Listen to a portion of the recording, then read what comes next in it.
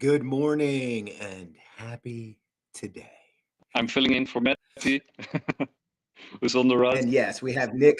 Nick is filling in today for Maddie Sats. Thank you so much, Nick, for participating. Uh, First off, we always want to get into our sponsors. We want to thank everyone at Quantum Expeditions, Quantum Economics. We want to thank Shield Folio. We have a deal with them going on. The QR code should come up during the show at some point, but you can get 20% off using our discount code. And it's really great, a way to protect your seed phrases and keep them safe from prying eyes. Today's show is all about why Bitcoin is important. Why is Bitcoin important? Because the CBDCs are coming, y'all.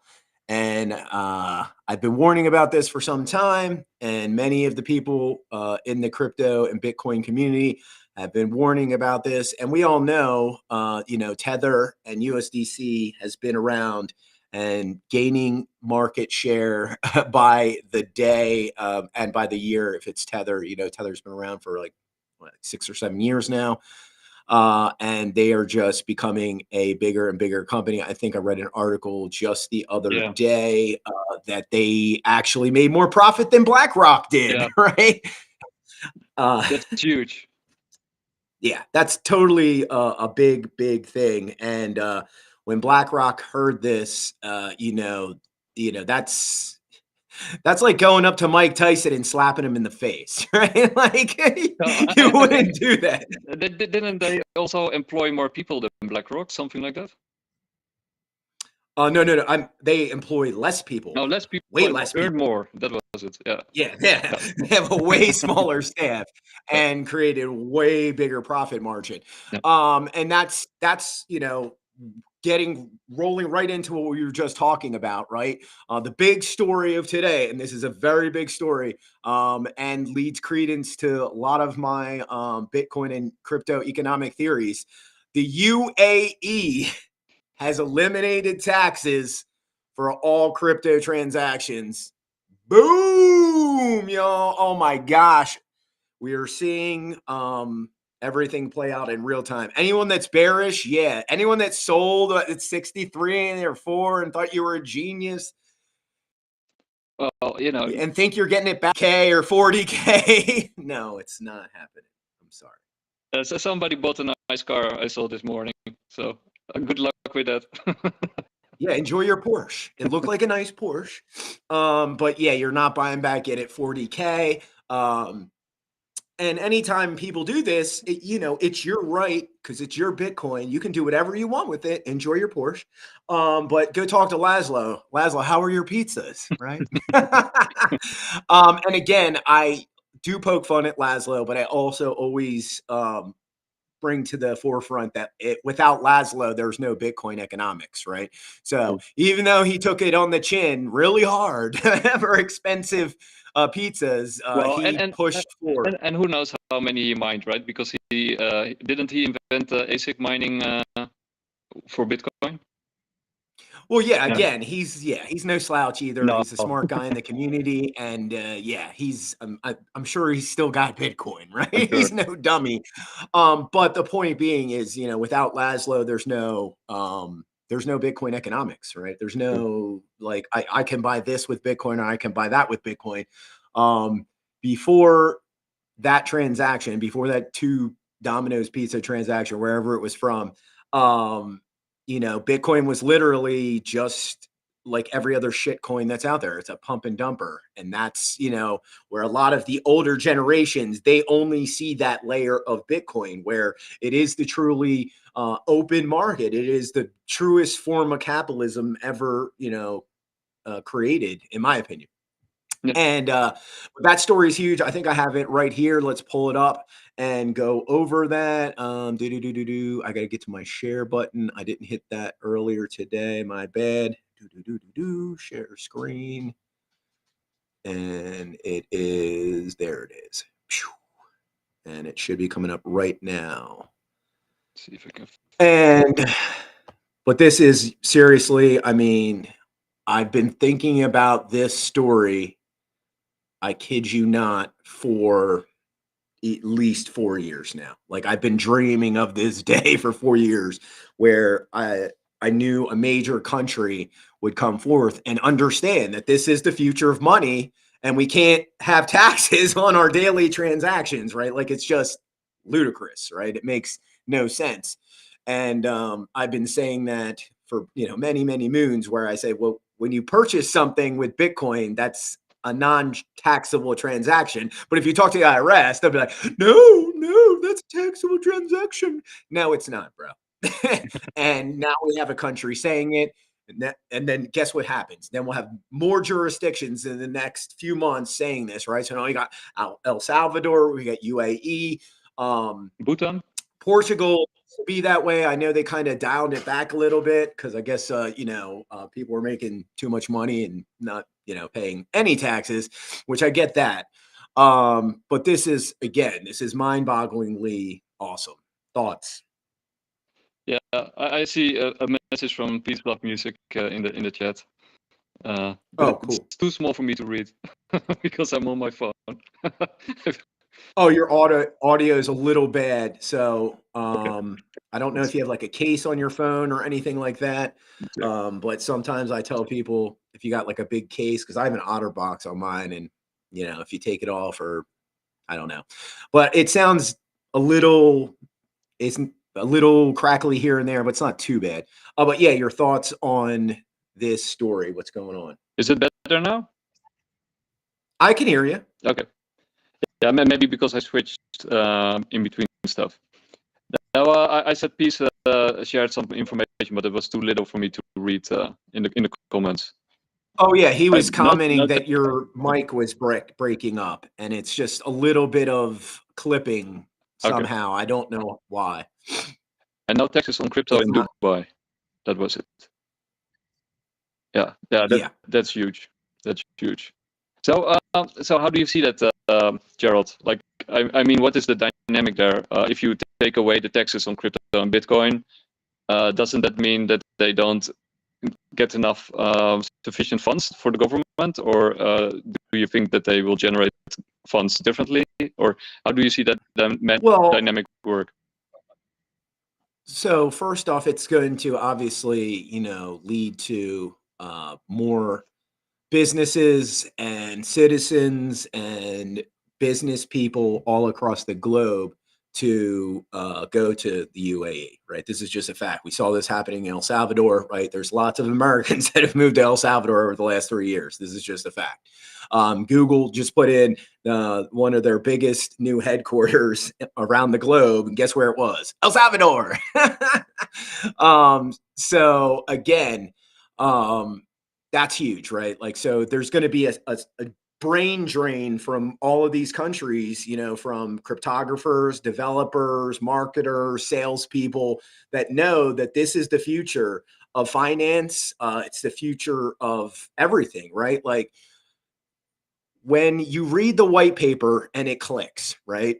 When you finally start to, like, the light bulb goes off, right? Whether you understand all that technical information or not, when you understand what Satoshi was getting at, right? And what he was getting at was that most of the internet is not secure, right? I posted, I think, a video yesterday explaining all this, called the dead internet theory, right? Yeah.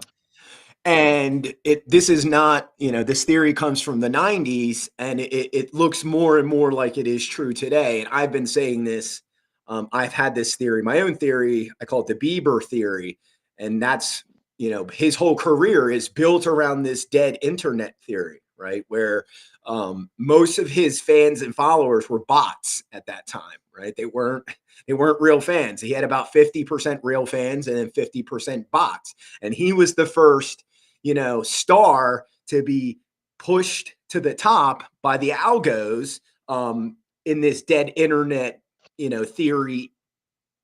Yeah, because the way I understood it was like the dead internet theory is that you don't pay attention anymore to your followers because you are actually rewarded, incentivized to play the algos in order to come on top, and that's sort of, so you're disregarding your own follower base, and you're starting to make crap. spam. Well, and vice versa to that is that you ignore your followers because you realize that most of your followers are fake. But the converse is to that is you don't pay attention to the internet as much because you realize that most of the internet is fake. And this is how it is right now. And this is why Bitcoin was born, right? Like Satoshi created Bitcoin because of the spam farms that got out of the server spam farms that got out of control, right? And this is what started to destroy the web 2.0 and literally implement dead internet theory, because what happens is the internet just gets filled up with bots and AI spam and no one wants to look at it anymore, right? Like here's a perfect example, and I'm probably sharing a little too much, but I'm cutting back on it. Even on porn, right? Like I don't watch much porn anymore, but I'm trying to be a good Christian. But 6 months ago when just 6 months ago, like this is not even BS. I'm going through like 80% of it is AI generated. Oh, wow. Right? I'm like, yeah, like maybe not 80, but 50%. And that's not being exaggerated. 40 to 50% is already AI generated. So my new theory is that, we are living in a pseudo dead internet arena, right? Yeah, so basically humanity is being pushed aside. Humanity is being pushed aside. And it's sort of like with the economy is also zombified, right? By printing fiat money, you take out businesses, the small businesses, and the businesses that survive are basically on a support by the government, right? They wouldn't survive if the government doesn't print money and doles out money. So it's like the same with the internet. It's also zombified, basically. Yeah, and again, my new theory is very refreshing. I think people will really like this. Is that AI generated content will become so pervasive, which it is right now, that it will have no value, right? Since it's generating infinite content, just like the internet does. That's why Google and all that shit's free, right? We're trying to flip it on the script, right? Yeah. Satoshi's trying to flip that script, and now we're trying to incentivize all of that computational activity, right? And that's why Bitcoin is vitally important, because it literally breathes life back into the internet. That's literally, it breathes real life back into the internet, because we're going to slowly take away the bots, right? Slowly take away the spammers. And if you saw my article from like 2 weeks ago, this is happening, right? The spammers are realizing that, oh shit, I can mine Bitcoin and actually earn an F ton of money, or I can still keep spamming people thousands of whatever emails or ads or whatever and make a pittance, right? Yeah, and also it reintroduces effort, right? Through the proof of work, things take effort again. And if you remove effort from daily life, also when you do stuff in your daily life and it takes no effort, you don't attach any value to the thing that you do because it doesn't take effort. Exactly. Yeah. And so the whole AI thing is going to blow up in its own face, right? Because just using my stupid example, I didn't want to look at any of that, right? Yeah. I didn't want to look at any. I wanted to look at real humans, right? Yeah. So eventually, AI art, AI creativity, AI content, no one's going to want it because it's all homogeneous, right? Yeah, but then it's also kind of ironic, right? I mean, that's also sort of our philosophy with Bitcoin Live. We stopped paying attention to the algos altogether because we're not getting rewarded anyway. So we're just paying attention to our followers. So ironically, we're doing the things of the future, probably. Yeah, exactly. And that's the thing is, in this beautiful, amazing thing that was created, because the internet is awesome. Look what we're doing right now. This is fucking amazing. Yeah. Right. But all of that good shit, has been taken over, right? And we're trying to take the internet back. That's what Bitcoin really is doing, is it's taking the internet back from AI bullshit content, spammers, all the fucking criminals that want to do dumb shit, right? Whether it's legitimate or not, that spam is 90% unnecessary, right? You guys, all those people that want to scream at the top of the mountaintops that Bitcoin wastes energy. No, Bitcoin is super energy intensively effective, right? Yeah. Your shit, there's server farms in Russia, in North Korea, in Venezuela, in Manhattan that are just pushing stupid bullshit emails that say, sign up for my course, right? Like, nobody needs that shit. Nobody wants that shit. But let's get back into the nitty gritty of the show, CBDCs, even though, you know, this was, again, a very important story. And I think we discussed some amazing topics. Let's get into, you know, the main reason why Bitcoin is important, right? The primary reason is that it's freedom money, right? Yeah. The CBDCs are coming and we're all going to have to probably use them as our daily tools, right? Like to buy our groceries, to pay for Uber, to go to the movies, etc. However, if you want to, you know, send your grandma $1,000 in Australia, right? You probably don't want to use a dollar coin. Maybe you do. If it's a good dollar coin, maybe. But let's get into my video that I posted up in May of this year. It finally crossed, I think, like 11,000 views. Nice. Yeah. So it's definitely getting pushed by the algos a little bit more now because I see it in more streams. But let me share this tab. And let's go. So why it is imperative that you start stacking sats, why you start saving in Bitcoin. And this is the main reason. So the CBDCs are coming, right? They just made the announcement the other day that JP Morgan and all these other banks are working on a interoperable blockchain platform to use their, Fed coin on. So the main reason you need to stack sats and start saving in Bitcoin is because these CBDCs will have expiration dates. Now, I don't think they'll be as short as time frame as they are in China, but they will have like a 365 day, like a 366 day expiration, or maybe a 2-year, right? But it will stop you from having the ability to save at all. So if you want to be able to save for the future, you must start saving in Bitcoin. Facts. Take care. And please share.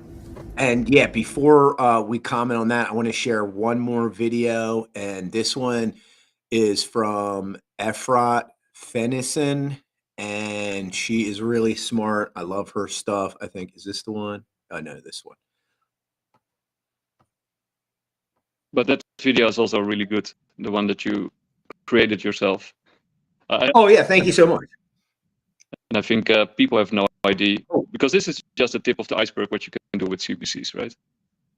Oh, yeah, of course. Again, I always tell people the pros and cons of CBDCs is, yeah, the pros are money will become a lot more fluid, right? Yeah. It will be easier to send money globally. Yes, these are facts. However, the government will be allowed to monitor every transaction at that point. And that's why you have to have something that is out of the government's purview, because the government fucks up, right? We're seeing it right now, right? In real time again.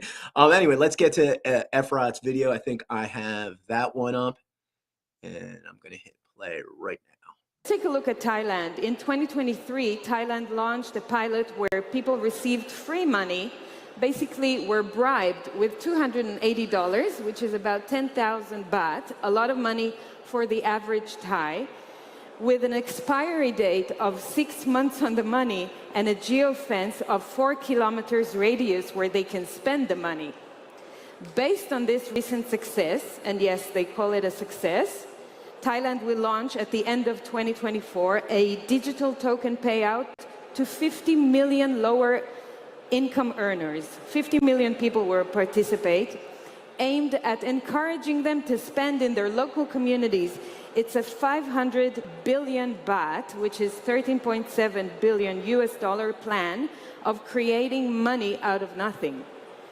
The sad and funny thing is that they wanted to take the 500 billion baht as debt, and they got criticized.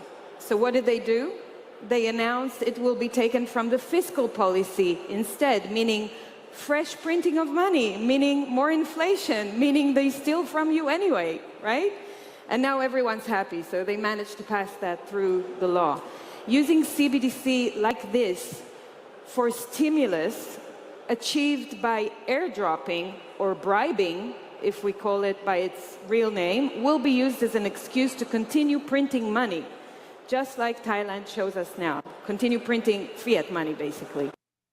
So, again, the pros are, right, they can airdrop you money instantly, right? That is a pro, right? Because there's people stranded right now in the mountains of North Carolina that if the government had been listening to me, which I've called the White House multiple administrations saying we need to start doing this shit. Don't think I'm not. We could have airdropped these people money, right? We could have airdropped these people thousands of dollars and they'd have access to it, right? And you know, the fact that, you know, there's people gaslighting people on the other side and saying it's wrong to call out the government for their poor effectiveness. No, it's not. They're doing a shitty job, right? Yeah. And for other people to say that it's wrong that FEMA's doing what they're doing, no. When you can't help American citizens who are stranded because of a natural disaster, because of poor money management, that has nothing to do with political affiliation. You fucked up. True. Right? Yeah. But if we had this system in place, right, even though I'm not a huge fan of CBDCs, they could have airdropped these people money and they would have something. Yeah. Because right now they have nothing, right? So that's a pro. The con is, yes. Did you hear everything she said, right? Like 6-month expiration date, right? I don't make this shit up, right? I used to, the old Jerry, right? There's the past, Jerry of the past used to be very hyperbolic and say exaggerating things and people would never believe me. Now the Jerry of the future does his research, says these very exaggerated things, but guess what? They're true because I've done my research, right? And the geofence. Yeah. And the geofence as well, right? So there's a geofence of 4 kilometers, 60, right? 6-month expiration date. These are all the cons, right? And people are like, the people that come to me and literally genuinely ask me, like Gerald, or Jerry, I don't care. Why would they put expiration dates on dollars, right? Because, you know, if you study economics, they want the velocity of money to be moving forward at all times. There's no stagnation in that cycle. Then we have no, you know, downside. It's a very rare opportunity that we have liquidity issues, right? Very low probability of us running out of money if everyone's always using the money, right? Which is kind of stupid. But at the same time, you could hear we're going to just continue the money printing scheme.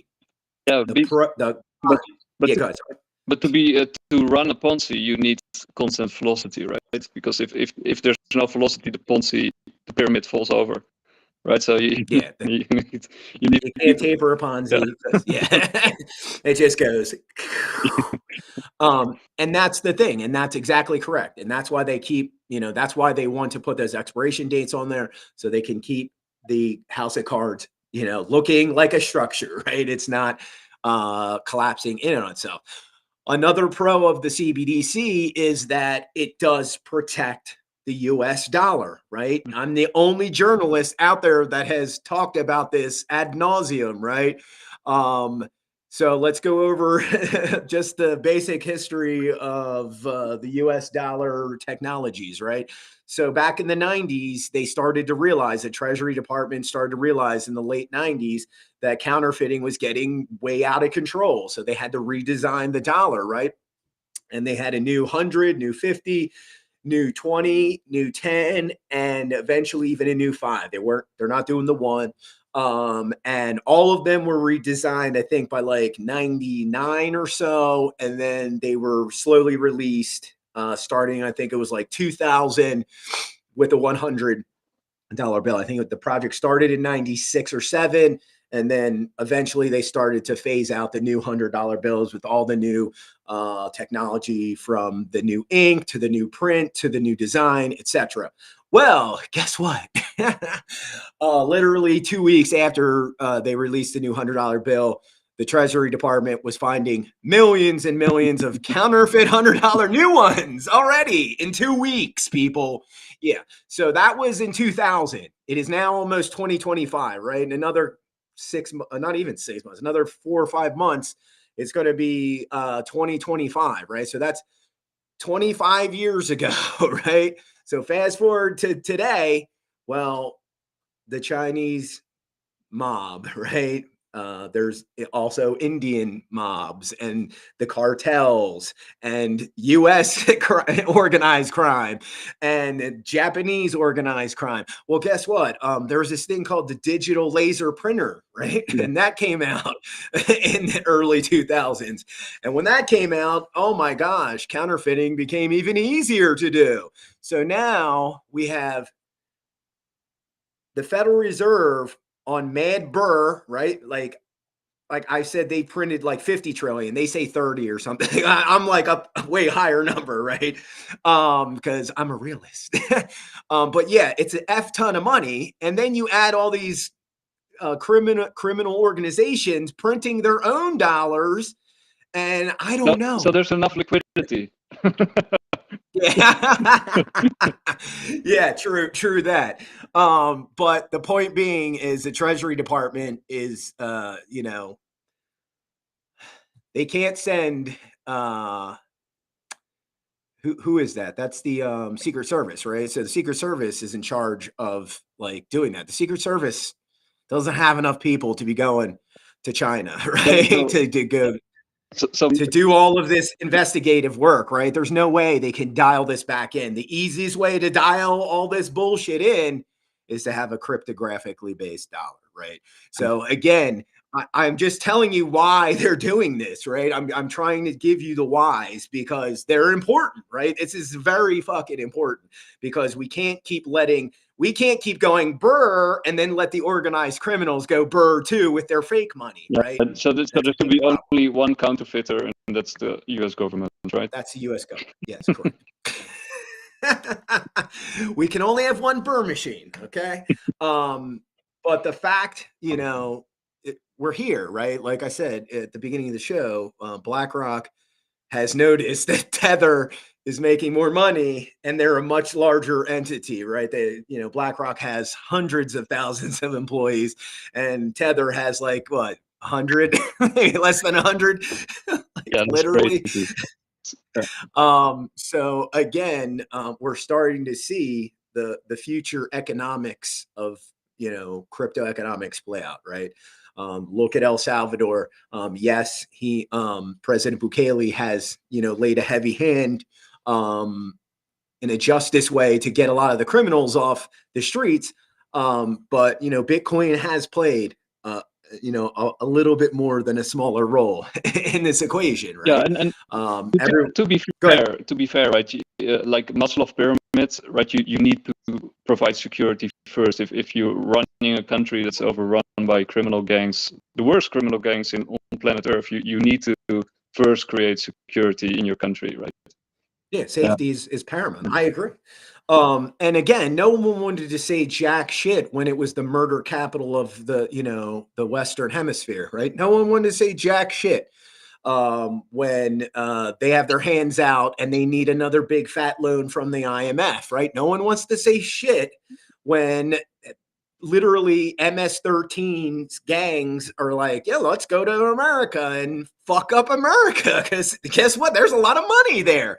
No one wants to say shit, right? But as soon as El Salvador starts to look like the shining Camelot on the hill, oh, he's a fucking dictator, right? He's a fucking dictator. He's a Chavez. He's a fucking, Castro, et cetera, et cetera. It's the same bullshit they do. This is a little bit off topic, but this weekend I saw the Mac 2, with Jason Statham, like with the Megalodon. And in the movie, there's like a criminal gang, and they're taking sort of advantage of their discovery, and they're mining rare minerals there.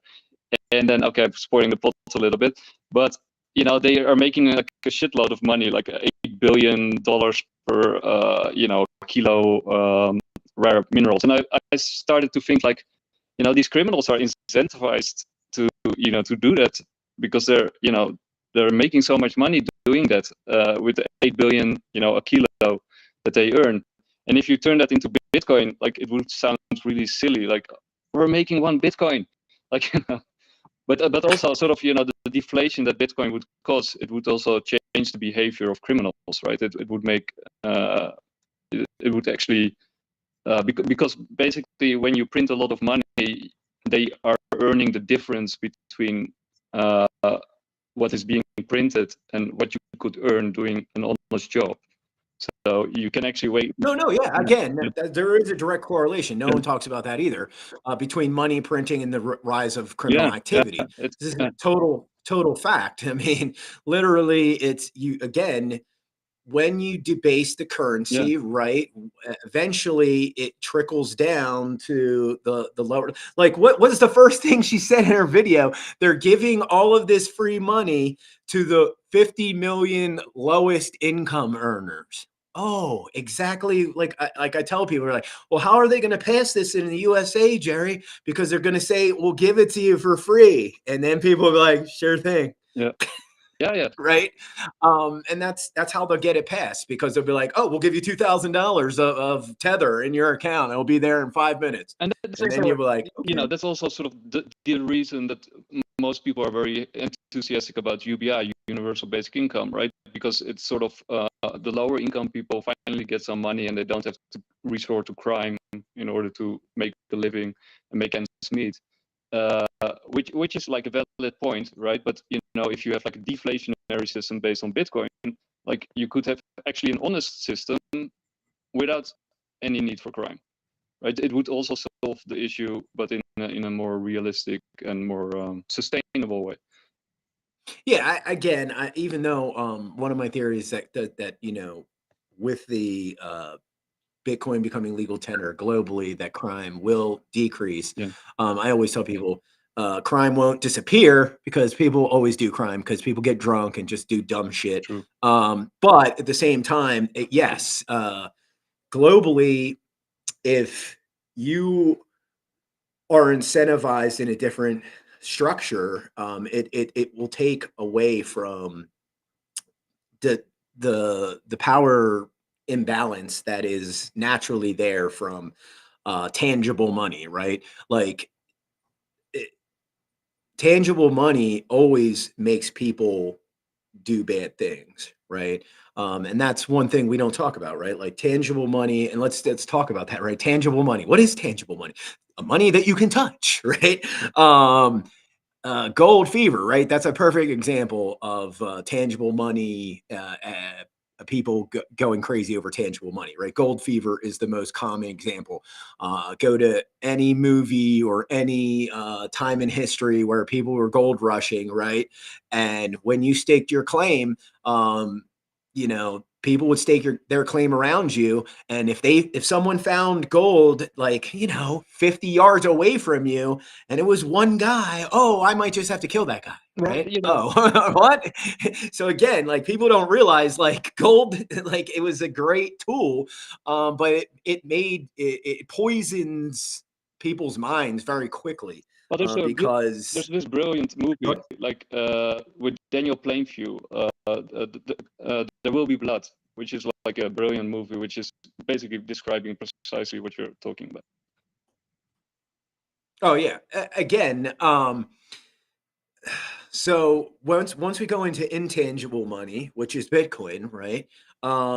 Criminality, it doesn't disappear, but it becomes subdued, right? Because we can just do a mental experiment, right? Like you walk down the street and you see a guy who he's a Bitcoin millionaire. He's got 1,000 Bitcoin. You just know it because it's been known. And then you see this other guy walking behind him, and he's literally folds a wad of $100 bills and he puts it in his pocket. Now, if you were a criminal, you could go get the guy that has 1,000 Bitcoin and waste like maybe 10, 20, 30 hours trying to weasel and torture his seed phrase out of him. Or you could just walk up to the dude with a stack of $100 bills and just whack him on the head and take his $100 bills. Which am I going to do? Right now, I don't condone either of those scenarios, but my point being is that tangible money brings crime to the surface, right? It makes it easier to do crime because the money is there. You can touch it, right? If you can't touch my money, then it makes it harder to steal from me, right? And there's the perfect, real world example, right? The one guy has a whole bunch of Bitcoin, the one guy has a whole bunch of cash or coins or gold or whatever, and you're going to take the person that has the physical money on them because you can remove it from them instantly. You can't remove Bitcoin from somebody instantly.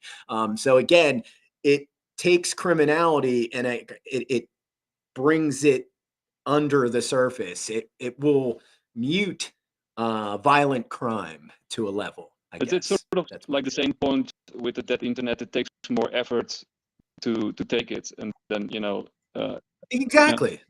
And then there's more steps. Yeah, and then it makes it easier to simply start mining it instead, because that's takes less effort than stealing it. Yeah, mining it, buying it, earning it. you start to realize it's like, oh, so then since it, like I said, it mutes violence a little bit. It makes you think, well, oh yeah, I could do this crime, but that crime actually is harder than actually doing this, right? Yeah.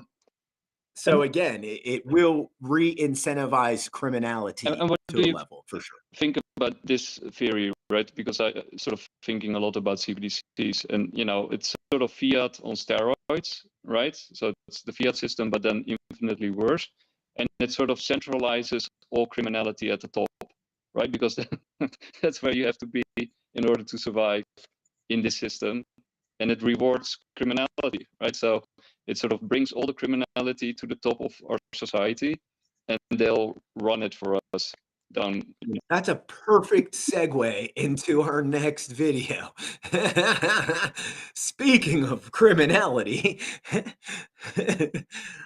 let's go listen to one right now. Actually, the first one is, I forget his name, but he is an influencer from Europe, and he literally just won a seat in the European Parliament. And this is his question to Christine Lagarde. Another famous criminal? Yeah, that was where I was heading with that. Where is it? There it is. Play.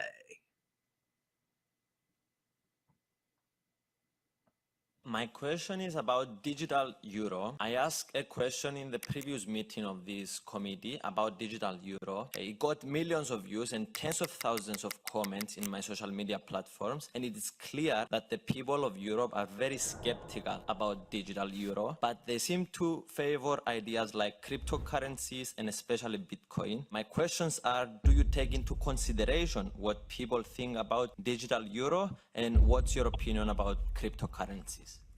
First of all, if you have contact to a big opening to millions of people, I'm going to enlist your support so that we can have a better understanding of what a fucking liar. Europeans They just love how they lie right to your face. Because we believe in getting client feedback, in getting Europeans' views in order to make sure that we frame the right product. When everything goes digital, why should central bank money continue to consist only of essentially banknotes. Our belief is that we should also have, say, a digital banknote. That's essentially what we want to have. Something that is secure, that is safe, that is cheap, and that all Europeans everywhere in Europe can use, which gives quasi-privacy, not complete privacy, because AML, anti-money She's honest. laundering, has to continue Oh, to she is. operate, and because we continue to be accountable for financial stability. That's what a digital euro is, no more than that. Thank you. Thank you, President Lagarde. The second question was about cryptocurrencies. I'm sorry, you don't have any second question. Thank you. She completely ignored my question about cryptocurrencies, even though in the beginning she promised this. I look forward to your questions. When I have the answer, when I know the answer, I promise I will give it to you. If I don't, I will admit that I don't, and I will come back to you when I've done my little research. Looks like she wasn't Being honest, yeah, shocker.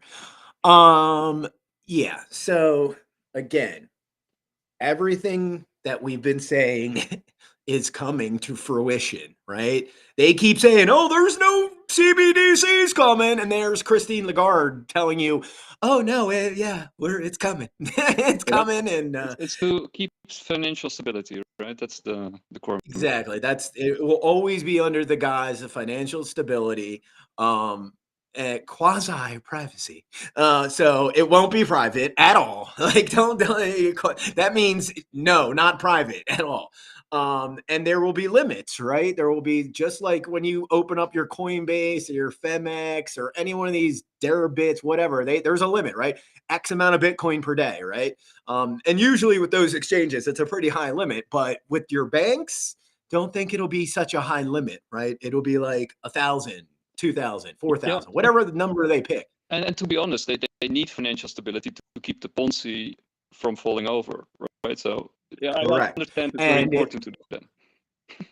Oh yeah, if you didn't see my little tweet from yesterday, right, from my my TV screen, that the universe is speaking, man. Like, they're getting margin called right now, and they're literally trying to do a fancy shell game where they slide crypto in and like nothing happened, right?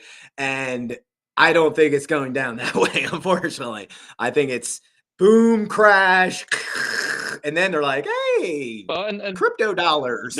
That's also why they're sort of, the IMF is telling Bukele, right, don't use, don't stop doing what you're doing with Bitcoin, because it threatens financial stability, basically. Yeah. And I also find it doesn't threaten financial stability. Again, I know how many times I got to tell these fucking morons from the IMF who have, like, I actually have a degree. Some of these people don't, right? Like, literally, you see some of these people talking, like, those are spokespeople. They don't have economic degrees. They don't know what they're fucking talking about, right? Like, let me explain this again. Bitcoin has been protecting the US dollar for 14 years. Facts. So any fucking walls, any gardens, any subterfuge to slow down the transactional speed of Bitcoin, whether it's Tether, USDC, BTC, you are only going to do harm to the U.S. economy. Oh, look at China. These are facts. Look at China. That's what I always tell people. When the miners literally, I know that day, it was like June 2020, 21, right? Like, I told people, and I wasn't the only one that said this, right? There's other Bitcoiners out there that are smart like me. It's like, this is the biggest, economic error in the history of the world, right? Like, literally, I've said this to people. It's like going, like, me and you are conquistadors. We found all this Incan gold. We're in the middle of the Atlantic Ocean, and our, the Queen's sergeant of arms, like, you must throw all this gold into the ocean.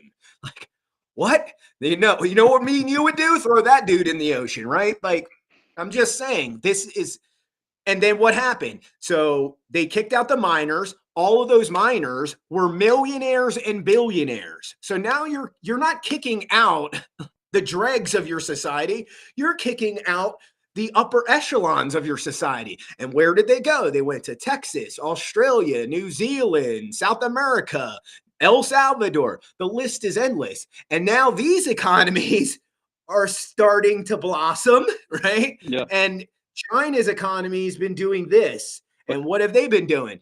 Printing their digital yuan ad infinitum to try and do exactly what we're saying. But isn't it protect also their economy. sort of the problem with CBDCs, right?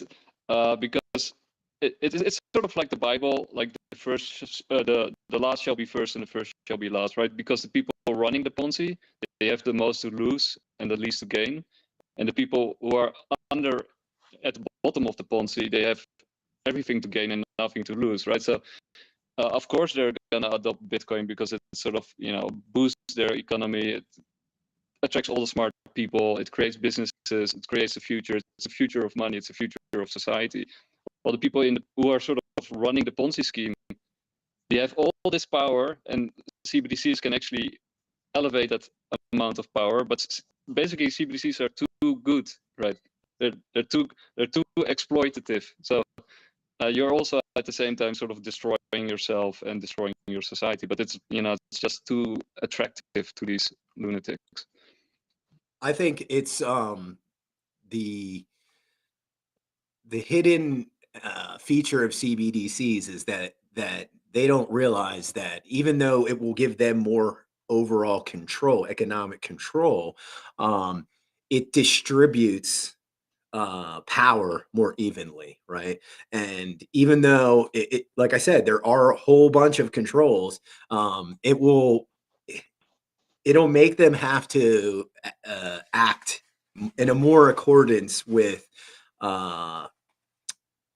accounting, right? Like, so with paper money, right? Like they just say, oh yeah, this is how much we got. Like, we don't know. Or like I was saying earlier, like it not only dials in the counterfeiters, but it will dial back in the corrupt politicians as well. So I mean, that's a pro that they don't know about, right? Because again, everything is easily auditable, right? Yeah. Like you can boop, oh, we know where all this shit is. You can't do that with paper money, right? That's impossible. Like, look at all that money they just found in that that Ukrainian minister's like desk. They just found 5 million in this dude's fucking small little dresser, right? But isn't it also interesting that they want sort of transparency for the public, but they want privacy coins for themselves at the top, because what they do is super important. By the way, my battery might be gone in a few minutes. No worries. Yep. We're pretty close. We can wrap it up a little early. I think we're close to like 50 minutes. Yep. So yeah, I mean, this is why Bitcoin is vital, y'all, right? Where you see all of the reasons why we've explained, right? Because there is no expiration date on your Bitcoin, right? Your Bitcoin, if you know how powerful Bitcoin is, right? Let's just point out a couple of amazing things. People are worried about global thermonuclear nuclear war. Well, guess what? Your paper money's gone. Your gold money's gone. Your silver's melted. Poof. Adios. Your Bitcoin is still on chain. When the internet comes back on, you still have access to your Bitcoin. All your emails are gone. All your photos are gone. All that other digital cloud shit is gone. But your Bitcoin's still there. So yeah, Bitcoin is the hardest money in the world. Your CBDs would probably be gone too, right? Like all that shit would be gone, but Bitcoin and Litecoin, yeah, they would still be on chain. They come back online, boom, you can get back. You got your keys, boom, there's your UTXO, and voila. Yeah, I think you're about to go out because your camera just went sideways. But anyway, thanks to our sponsors again, Shieldfolio, Quantum Economics, Quantum Expeditions. Thanks, Nick, for sitting in for Matty Satz. And thanks for Peace, Love, and Music for doing the production behind the scenes today. Thank you so much, everyone, for watching. And please, please stack sats. Take care.